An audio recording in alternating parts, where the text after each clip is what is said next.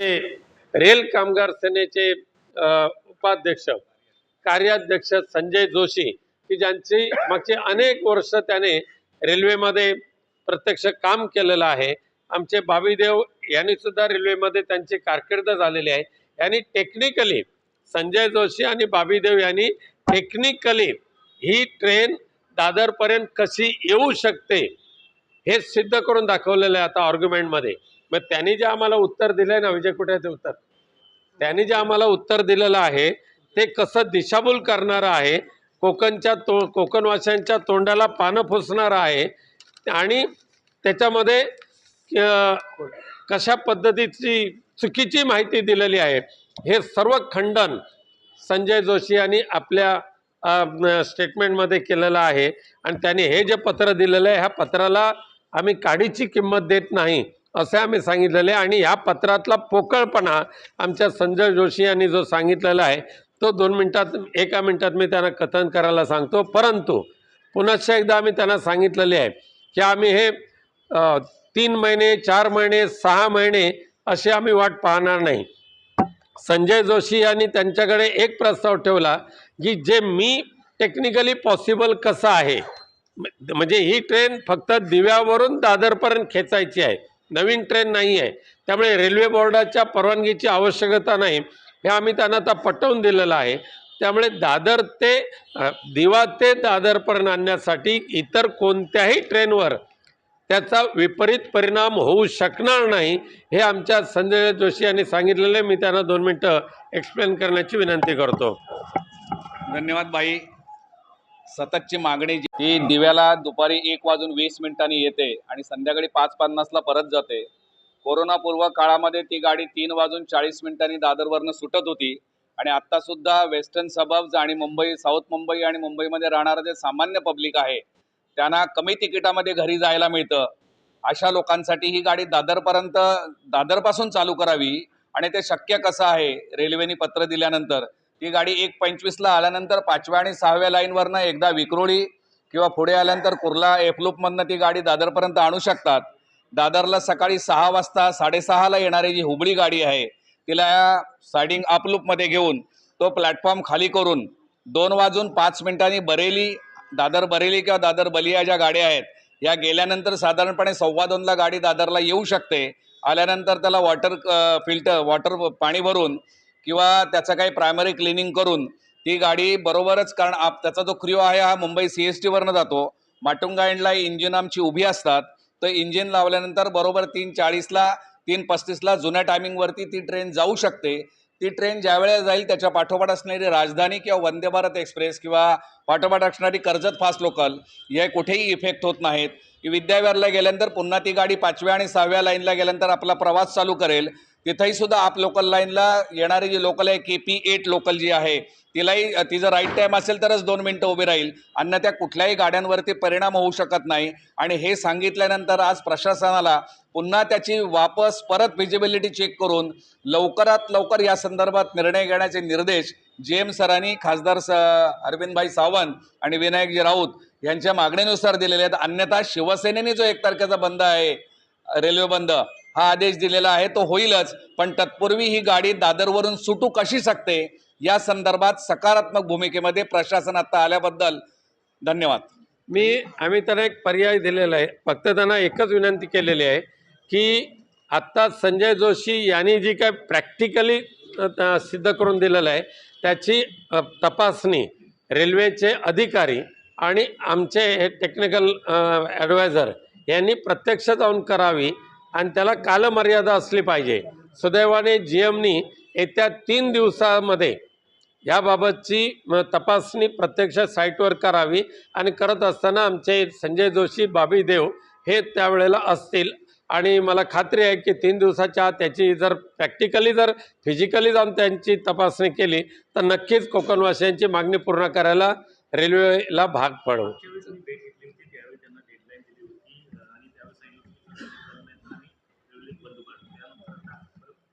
नाही, आजच्या पत्रामध्ये सुद्धा आम्ही ते सांगितलेलं आहे, जर अजून आजपासून 1 मार्चला अजून काही दिवस आहेत, पण येत्या जर 3 दिवसामध्ये जर प्रॅक्टिकली त्यांनी पाहणी केली संजय जोशी, बाबीदेव यांच्याबरोबर आणि अधिकाऱ्यांना कळलं तर आम्ही कदाचित 1 तारीखचा रेल्वे रोको आंदोलन पुढे करू, परंतु 3 दिवसाच्या मध्ये दिलेला शब्द जर पाळला नाही तर 1 मार्चला दादरला, गोरखपूर आणि बलिया ह्या ट्रेन रोखण्याशिवाय आम्ही पर्याय राहणार नाही. शिमगा जवळ येत आहे, शिमग्यासाठी तरी चाकरमान्यांना ही रेल्वेची सुविधा उपलब्ध होईल का?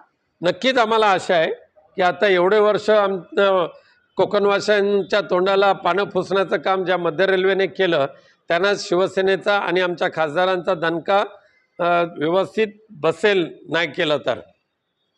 धन्यवाद. अधिकारी जे आहेत ते आले होते त्यावेळेस उद्धव ठाकरे यांनी सूतोवाच केलेलं आहे की एप्रिल किंवा मे मध्ये महानगरपालिकेच्या निवडणुका लागू शकतात. हां, आता समजा 25 फेब्रुवारीला जर सर्वोच्च न्यायालयाने दिलेली पूर्वीची स्थगिती जर उठवली तर कदाचित एप्रिल मे अगदी नाही तर जूनच्या दुसऱ्या आठवड्यापर्यंत का होईना महापालिकेच्या निवडणुका घेतील अशी सध्याच्या राज्यकर्त्यांची मानसिकता दिसते. हे उद्धव साहेबांनी पदाधिकाऱ्यांच्या उपस्थितीत सांगितलेलं आहे. देखील म्हटले की अनेक धक्के बसले, मी आता धक्का करून झाले की अजून कोणी धक्के देते ते मला पाहायचं आहे. ह्या बाजारू लोकांच्या धक्क्याला पक्षप्रमुख उद्धवजी ठाकरे किंमत देत नाहीत किंवा आम्ही त्यांना भीक घालत नाही. आमची शिवसेना निष्ठावंतांच्या पायावर उभी राहिलेली आहे आणि त्यामुळे त्याला कुठे कमी पडू देणार नाही. धन्यवाद. मुख्यमंत्री एकनाथ शिंदे यांना धमकी आलेली आहे, धमकीचा फोन मेल आलेला आहे. याच्या पूर्वी सुद्धा माझ्या माहितीनुसार उद्धवजी ठाकरे साहेब ज्या वेळेला मुख्यमंत्री होते त्यावेळेला सुद्धा एकनाथजी शिंदे यांना गडचिरोलीवरून नक्षलवाद्यांकडून, माओवाद्यांकडून आलेल्या धमकीची पत्र मंत्रालयामध्ये आहेत माझ्या माहितीप्रमाणे, पण त्यांची तपासणी केली असता त्या पत्रामध्ये तथ्य आढळलेलं नाही असं माझी माहिती आहे. त्यामुळे ही पत्र कशासाठी चालू आहेत, कारण आत्ताच बातमी वाचली मी की शिंदे गटाच्या आमदारांचं, खासदारांची वाय दर्जा कारण नसताना जी दिली होती ती कमी केल्यामुळे चाललेला हा कांगावा आहे. पालिकेमध्ये न्यायालयाने दणका दिला. 1995 साली 2 घरं त्यांच्या आणि त्यांच्या भावाने लाटली म्हणून कोर्टात केस चालू होती. आता जामीन त्यांना मंजूर झाला आणि 30 दिवसात सत्र न्यायालयात जायचं आहे आणि आता आमदारकी त्यांची रद्द होऊ शकते. बघा, शिंदे गटाकडे असलेल्या सगळ्यांच्या भानगडी ह्या आता बाहेर यायला लागलेल्या आहेत. मग महापालिकेचा 1400 कोटीचा घोटाळा असो, हा नाही झालेले आहेत. त्यामुळे शिंदे गटाच्या भानगडी बाहेर यायला लागल्यात. त्यानंतर आता अजितदादा गटाच्या सुद्धा काही जणांच्या भानगडी बाहेर यायला लागलेल्या आहेत. त्यामुळे भारतीय जनता पक्षाला शिंदे गटाला आणि अजित गटाला अरबी समुद्रामध्ये विसर्जन करायचं आहे आणि एक छत्री अंमल करायचं हे आता सिद्ध होतंय. धन्यवाद. शिंदे सरकारच्या काळामध्ये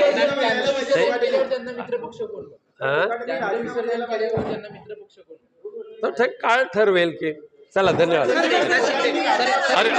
अरविंद सावंत साहेब येत आहेत. अरविंद सावंत साहेब दिलाच पाहिजे, पण नैतिकता असेल तर ना. धनंजय मुंडेंसारखा एक मंत्री ज्या गुंडाची पाठराखण करतोय, अंजली दमानिया ताईंनी एवढं सांगून सुद्धा ते आजही मंत्रिमंडळात आहेत. त्यामुळे कोकाटेंना सुद्धा नैतिकता असेल, माननीय अजित पवार साहेबांचा कित्ता ते जर गिरवत असतील तर त्यांनी 24 तासाच्या आत राजीनामा देणं आवश्यक आहे. धन्यवाद. की दादर कोकणात जाणारी रेल्वे होती, मला वाटतं आज आम्ही माझ्यासोबत शिवसेना नेते विनायक राऊतजी पण होते. ते पुढच्या बैठकीसाठी गेले. इथे आमदार महेश सावंत आहेत, अरुण दुधवटकरजी आहेत, संतोष आहे, कृष्णा पवळे, सगळी मंडळी आमची आली होती. आम्ही प्रमुख 2 मागण्या घेऊन आलो होतो की मुंबईमध्ये आपण पाहता की कोकणस्थ लोकांचा लोकसंख्या पण मोठ्या प्रमाणात आहे. कोकण रेल्वेत मुळात शिवसेनेच्या आंदोलनात उभी राहिलेली आहे आणि खास करून परम आदरणीय मधु दंडवते साहेबांचे उपकार आयुष्यावर विसरू शकत नाही. त्या व्यक्तीनं त्यासाठी खूप प्रयास केले आणि त्याचा पाया त्यांनी रचला. त्यांच्या हयातीत ती उभी राहिली नसू शकली, पण मधु दंडवते साहेबांच्या पण त्या कोकणाच्या रेल्वेचा आज कोकणी लोकांना किंवा महाराष्ट्रातील लोकांना फायदा होत नाही, उलट दक्षिणेतील आणि उत्तरेतील लोकांना फायदा होत असतो. आणि म्हणून आमच्या छोट्या छोट्या मागण्या असतात गरिबांच्या, गोरगरिबांच्या. दिवा सावंतवाडी ती दादरहून जात होती, ती दिव्यावर नका, ती दादरला का नाही करतायत? मला आज रेल कामगार सेनेच्या आमच्या 2 पदाधिकाऱ्यांचा खालीच उल्लेख केला पाहिजे. अतिशय अभ्यासूपणावर त्यांनी सांगितलं की इथं ही गाडी पुढे खेचता येईल, कशी आणता येईल, कोणती गाडी केव्हा येते, कोणती गाडी कुठे थांबते, यातलं मध्ये किती वेळ असतो, त्या वेळेमध्ये ही गाडी कशी पुढे येऊ शकते, पूर्वी येत होती ती कशी आणता येईल. आणि आज त्या सगळ्यांना मी धन्यवाद देतो. त्याचबरोबर रेल्वेचे महाव्यवस्थापक सन्माननीय मीना साहेब आणि त्यांचे सर्व अधिकारी यांनी सुद्धा याबाबत सकारात्मक भूमिका घेतली आणि आम्ही त्यांना सांगितलंय की आपण 1 मार्चच्या पूर्वी याचा निर्णय घ्या, नपेक्षा शिवसेना इथं रेल रोको आंदोलन केल्याशिवाय राहणार नाही, अशा प्रकारची भूमिका आज आम्ही ठासून मांडलेली आहे. दुसरा प्रश्न असा आहे की आपण जाणतात की छत्रपती शिवाजी महाराज टर्मिनस नाव आहे याचं, पण इथं छत्रपती शिवाजी महाराजांचा पुतळा उभा करा म्हटल्यानंतर अनेक कारणं सांगत राहतात, पळवाटं काढत राहतात. आणि त्यांना मी त्या पळवाटांचं पण मी लोकसभेत सुद्धा बोललो, आपण सगळ्यांनी ऐकलंच असेल की तुम्ही केवडिया स्टेशन केलं गुजरातमध्ये आणि केवडिया स्टेशनचं नाव दिलं केवडिया, पहिलं नाव बदलून, आणि तिथं क्रांतीवीर म्हणूया की स्वातंत्र्य लढ्यातील अग्रणी नेते वल्लभभाई पटेलांचा पुतळा उभा केला. आम्हाला आनंद वाटतो, अभिमान पण वाटतो. पण मग वल्लभभाई पटेलांचा पुतळा केवडिया स्टेशनसमोर होऊ शकतो, वल्लभभाई पटेलांचं न्यूरल स्टेशनच्या भिंतीवर उभं राहू शकतं, पण छत्रपती शिवाजी महाराजांचा पुतळा इथं उभं करा म्हटल्यानंतर ते सांगतात आमच्याकडे अशी कोणती नीती नाही, पॉलिसी नाही. अरे वा, मग वल्लभभाई पटेलांचा पुतळा उभारायला पॉलिसी आहे आणि इथं छत्रपतीचा उभारायला पॉलिसी नाही. आम्ही आज त्यांना मॉडेलच देऊन टाकलं, असं मॉडेल आम्हाला इथे हवं आहे म्हणून. आणि येत्या शिवजयंतीच्या आत त्या संदर्भातला धोरणात्मक निर्णय घ्यावा. कोणती तिथीनुसार येणारी शिवजयंती, परत नवीन वाद नका निर्माण करू. आणि त्यावेळेला तिथं तो पुतळा उभारावा, नपेक्षा तिथंही आम्ही आंदोलन केल्याशिवाय राहणार नाही, हेही या निमित्तानं स्पष्टपणे सांगितलं पाहिजे. तिसरा महत्त्वाचा प्रश्न असा आहे की रेल्वेच्या जमिनीवर आज अनेक ठिकाणी झोपड्या आहेत, रेल्वे असतील, बीपीटी आहे, आणि या सगळ्या झोपड्यांच्या संदर्भात राज्य शासनाची जी भूमिका आहे ती मात्र संदिग्ध आहे. केंद्र शासनाची पण संदिग्ध आहे. राज्य शासन भुरं काढत नाही. खरं तर वंदनीय शिवसेना प्रमुखांनी या झोपडपट्टींचं निर्मूलन करून त्यांना चांगली घरं मिळावीत या संकल्पनेतनं झोपडपट्टी योजना आणली. त्याला मग नंतर एक अथॉरिटी निर्माण केली गेली, SRA झाली. आता त्याच्यामध्ये या ज्या केंद्र सरकारच्या जमिनी, रेल्वे असू द्या, बिबळे, केंद्र सरकारच्या त्यांच्या जमिनीवर असलेल्या झोपडपट्ट्या त्याही 30-40 वर्षाच्या आहेत, पण त्यांना निष्कासित करण्याच्या नोटिसा दिल्या जातात रोज. कधी बिबडीची नोटीस, कधी रेल्वेची नोटीस, कधी अन्य कोणत्या खात्याची नोटीस. माझं म्हणणं आहे की तुमच्याकडे या संदर्भात ती पूर्ण माहिती आहे. ते मतदार आहेत, 30-30 वर्ष राहिले आहेत, आधार कार्ड आहे, सगळं आहे. मग त्यांना सुद्धा ही योजना लागू करा आणि म्हाडाशी सोबत बोलून, महाराष्ट्र सरकारशी बोलून, महाराष्ट्र सरकारने स्वतःहून पुढाकार घेतला पाहिजे की बाबा आम्हाला हे सगळं करून द्यायचे.